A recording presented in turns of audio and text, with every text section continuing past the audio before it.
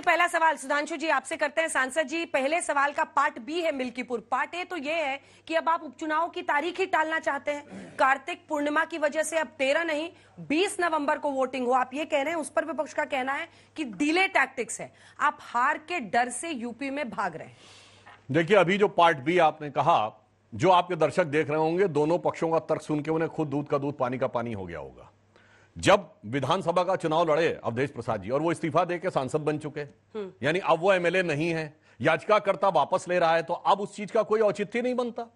अब ये कहना कि सबकी बात सुनी जाए, ये मन में शक पैदा करता है कि कौन इस चीज को डिले करना चाहता। अब वैसे मैं कानून का बहुत जानकार नहीं हूं, पर हो सकता संभावना यह हो कि उन्होंने कुछ ऐसी भयानक गलती उसमें कर रखी हो जिसमें सिर्फ ऐसा नहीं कि उनकी सदस्यता कैंसिल होती, आगे के ऊपर कहीं ऐसा ना हो कि कोई समस्या उत्पन्न हो जाए उनकी फ्यूचर के कैंडिडेचर पर भी। अन्यथा कोई लॉजिक ही नहीं बनता कि जिस चीज से वो 1 साल पहले रिजाइन कर चुके हैं और याचिकाकर्ता विड्रॉ कर रहा है, उसके बाद वो कह रहे हैं कि सब कुछ पूछने के बाद किया जाए। ये बात मतलब बहुत स्पष्ट दिखाई पड़ती। दूसरा, जो आपने कहा गठबंधन धर्म की बात अभी बोल रहे थे सपा वाले, दूसरा मैं कार्तिक पूर्णिमा वाले विषय पे कहना चाहूंगा। गंगा स्नान होता है कार्तिक पूर्णिमा को, और अगर गंगा का सबसे बड़ा क्षेत्र किसी राज्य से गुजरता है तो वह है उत्तर प्रदेश।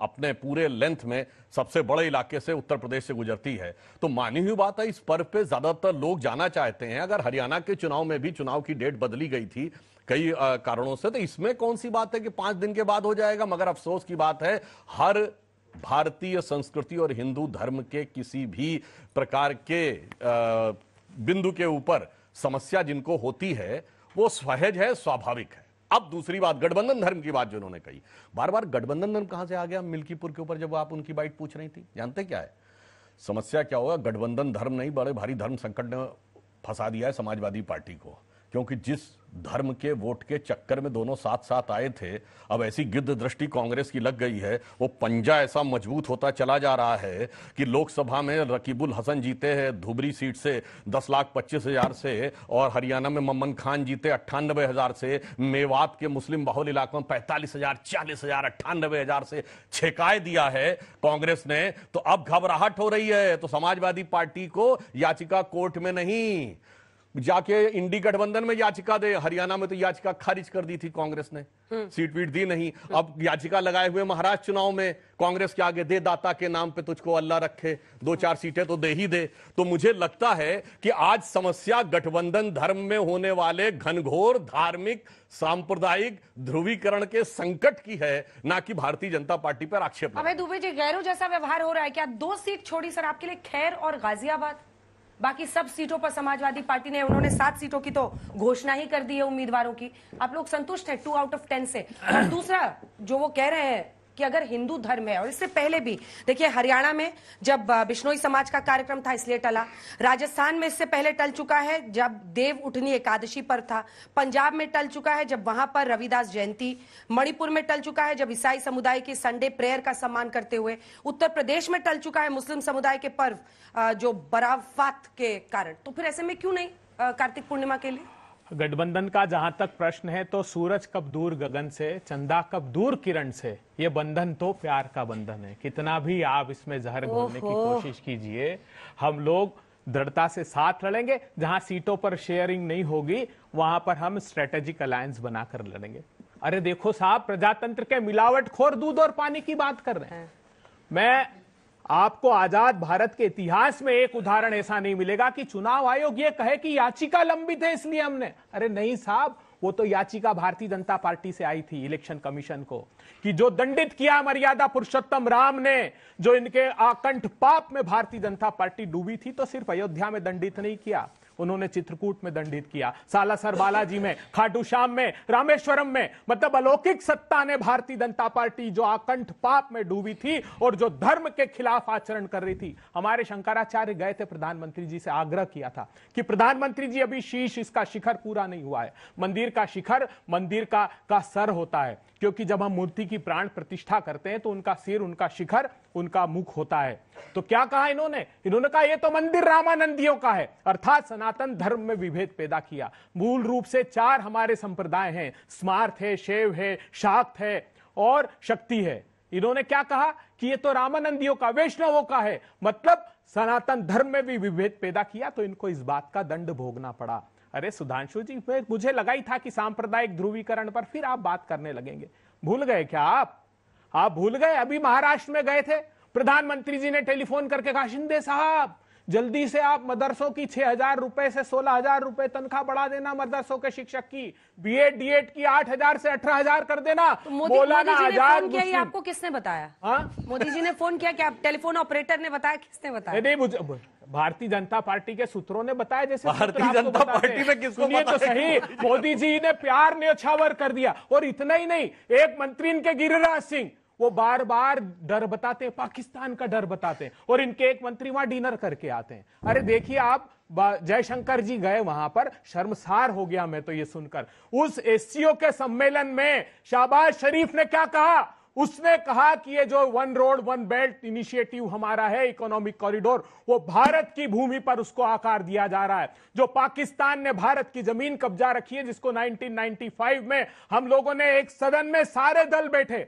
और ये कहा कि हर हाल में उसको लेकर रहेंगे हम। जब हम कश्मीर के चुनाव हुए तो 24 सीटें वहां की खाली छोड़ते हैं। एक शब्द हमारे विदेश मंत्री के मुंह से नहीं निकला।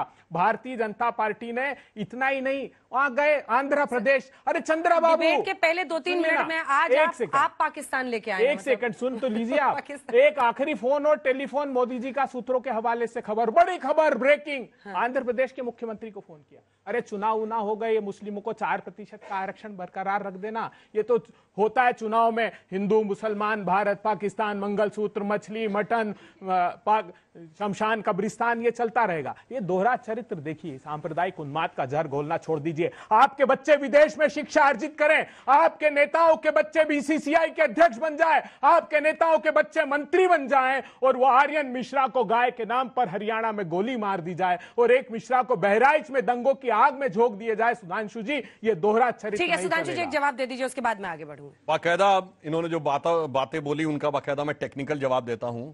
वैसे तो इन्होंने कहा कि क्या प्यार का बंधन है। करण अर्जुन का गाना गा रहे थे। नहीं सुनिए, मध्य प्रदेश के हैं, मध्य प्रदेश चुनाव अभी 8 महीने पुरानी बात है, जहां पर क्या बोला था अखिलेश जी ने, बहुत चालू पार्टी है कांग्रेस, क्या प्यार का बंधन है। सुनिए कांग्रेस ने क्या बोला, बहुत चिरकुट पार्टी है, प्यार का बंधन है। कमलनाथ जी ने कहा अखिलेश वखलेश की बात मत करो, प्यार का बंधन है।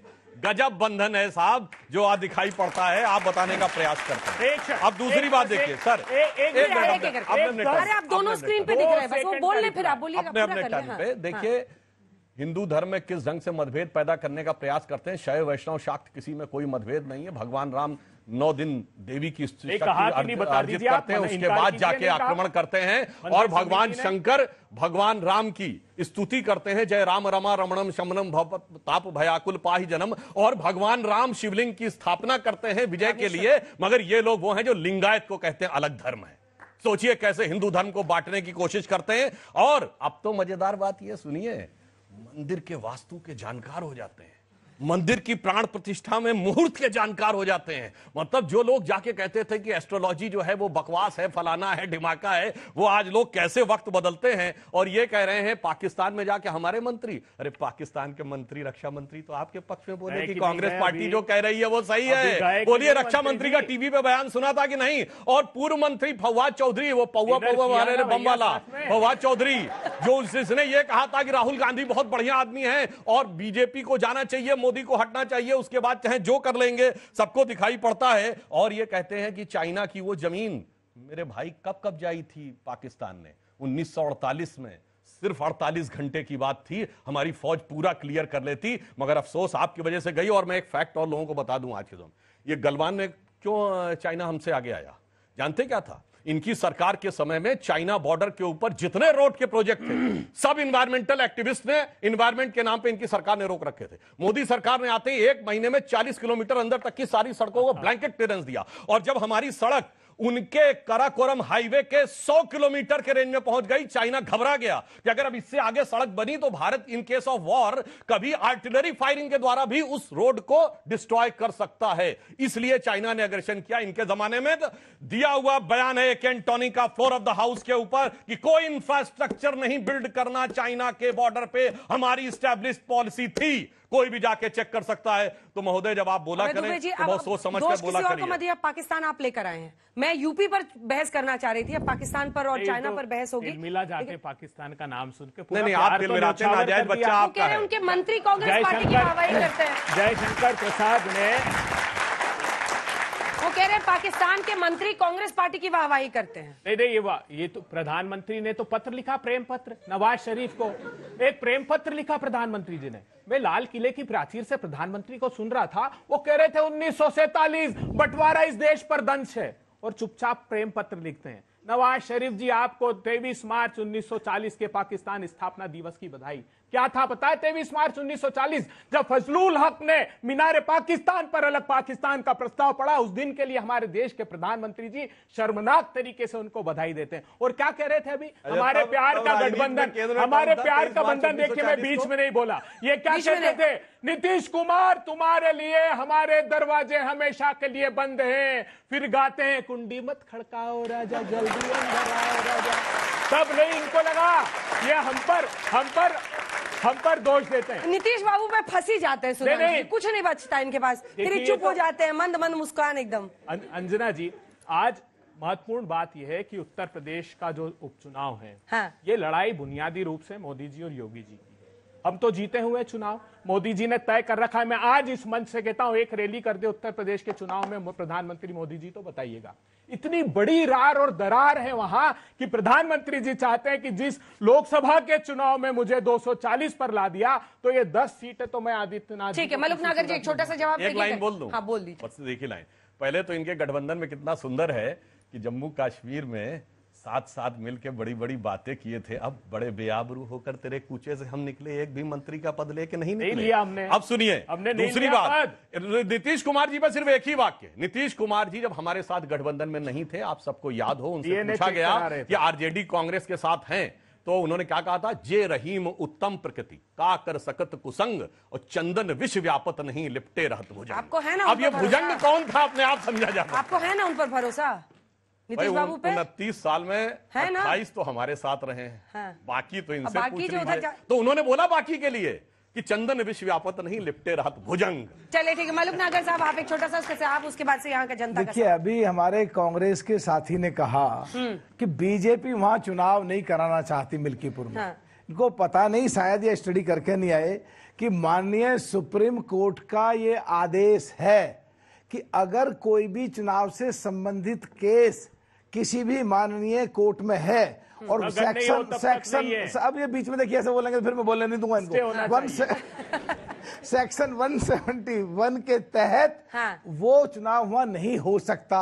और अगर वो जो बीजेपी का कैंडिडेट वापस ले रहा है और ये वहां कह रहे हैं कि हमारी बात सुनी जाए, तो इसका मतलब जो सुधांशु जी ने कहा है, कुछ ना कुछ डॉक्यूमेंटेशन में ऐसा है। अगर कोर्ट ने कोई ऐसा ऑर्डर पास कर दिया कि एमपी की सदस्यता भी जाए और आगे वो चुनाव भी ना लड़ पाए, इस डर की वजह से मिल्कीपुर में ये चुनाव अवधेश जी इनकी पार्टी के इनको जवाब देने दीजिए।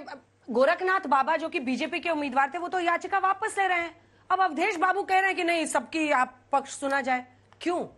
देखिए, याचिका दायर किसने करी? भारतीय जनता पार्टी के लोगों ने करा। क्या इसमें भी समाजवादी पार्टी विपक्ष का दोष है? जैसा कि ट्रेंड चल रहा है, कुछ भी होता है उत्तर प्रदेश में, चाहे बुलडोजर से हत्या हो जाती है, चाहे महिलाओं के साथ, पहलवान बेटियों के साथ, सब विपक्ष का दोष होता है। ये तो नया ट्रेंड देश में चल ही रहा है। और भारतीय जनता पार्टी को जनता ने जवाब देने का काम करा। बड़ी ताकत के साथ, बड़ी विनम्रता के साथ मैं कहना चाहता हूं, माननीय अखिलेश यादव जी के नेतृत्व में पीडीए ने जो आज उत्तर प्रदेश में इनको आधा करने का काम करा है, उसी से तिल मिलाए हुए हैं। और मैं आपको बताना चाहता हूं, यही पीडीए की ताकत है जो 10 सीटों पर आपको जवाब देना चाह रही है। आप अयोध्या की बात करते हैं, अयोध्या में जमीन के घोटाले आपके लोग करते हैं। क्या देश और प्रदेश से छुपा हुआ है? कैसा मंदिर लीक वाला मंदिर बनाने का काम करते हैं? देश और विश्व ने किस तरह का रिएक्ट करा है? पूरा देश जानता है आपकी नीति और नीयत को। और आप भ्रष्टाचार वाले लोग क्या बात करेंगे, जिनका राष्ट्रीय अध्यक्ष बंगारू लक्ष्मण रिश्वत लेते हुए कैमरे पर पकड़ा जाता है, वो लोग भ्रष्टाचार की बात करेंगे? ये लोग, मैं कहना चाहता हूं, पिछड़ा दलित अल्पसंख्यक समाज, आदि आबादी, निश्चित तौर पे कहना चाहता हूं, और अगड़ा समाज, जब से अखिलेश यादव जी के नेतृत्व में इकट्ठा हुआ है, तब से ये तिलमिलाए हुए। चुनाव कभी भी करा लीजिए, भारतीय जनता पार्टी का वहां सूर्यास्त केवल माननीय अखिलेश यादव जी ने करा है, फिर इनका सूर्यास्त होने के जा रहा है। 10 की 10 सीटें इंडिया गठबंधन और जीतने जा रहा है। ये बात मैं बहुत दावे के साथ आपके बीच में। ठीक है मलूक जी, छोटा सा देखिए, अभी हमारे साथी ने पिछड़े समाज की बात की। हाँ।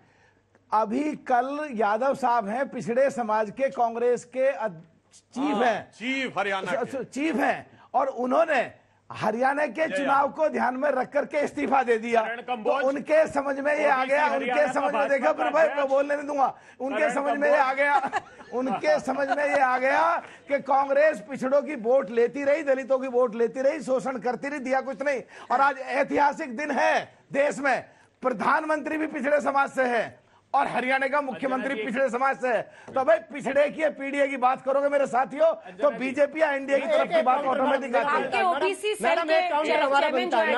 मैडम, इनका काउंटर मुझे देना है। देखिए, करण अर्जुन में तय कर एक क्षण का नहीं आप तो करंट से बचेंगे तो अर्जुन से पिटेंगे, मत चिंता करो आप।